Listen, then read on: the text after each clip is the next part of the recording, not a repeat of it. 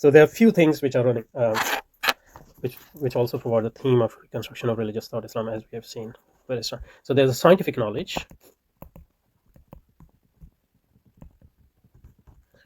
which is now in a sort of conceptual knowledge, mediated knowledge.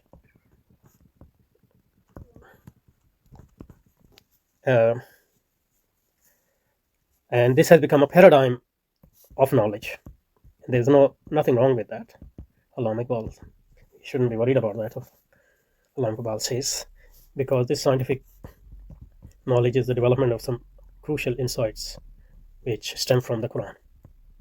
We looked at it at several points before this, and we will look at it again because it's sort of a recurring theme in the reconstruction of religious thought in Islam.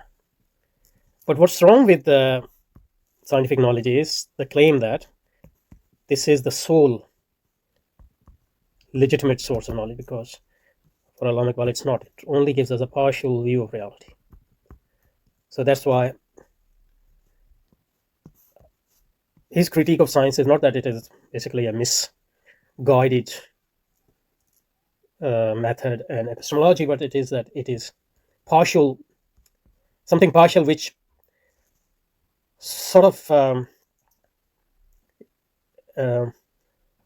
delusionally think that it is the whole. And the cost it pays for this is that it is unaware of the big chunk of reality, because through scientific method we can only know part of reality. But there's a big chunk of reality which is untapped by the scientific method, because its method is partial. But scientific paradigm is unaware of that, because it mistakenly thinks that it is the only method and the reality which science opens up, or which science illuminate the part of reality is the whole reality, which is not true according to. And that's a big cost. And that's what has turned modern civilization into a purely materialistic civilization, and has given us the wrong footing, materialism. For Allama Iqbal, that's not a good thing. And Islam here comes to the rescue of modern world, according to Allama Iqbal, without rejecting scientific. Islam doesn't need to reject science, because science is actually the development of Islamic insights anyway. So we should appropriate science, reappropriate science, or claim science, or accept science as our own. But what we can give to modern civilization is it opens its eyes to what is hidden from it by establishing that there's another way to know the reality, which is intuitive, which is direct association with the reality, and the way to that reality is the heart, and he'll define the heart.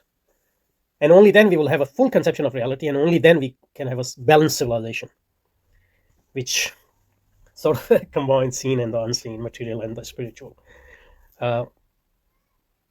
But we can't do this unless because modern mind is incapable of knowing something mysterious or accepting something mysterious. So we have to prove that this intuitive knowledge and its source is not something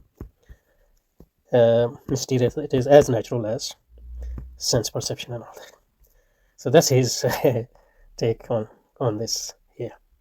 I think at this point, if you understand this point, then you will understand the heart of the reconstruction of religious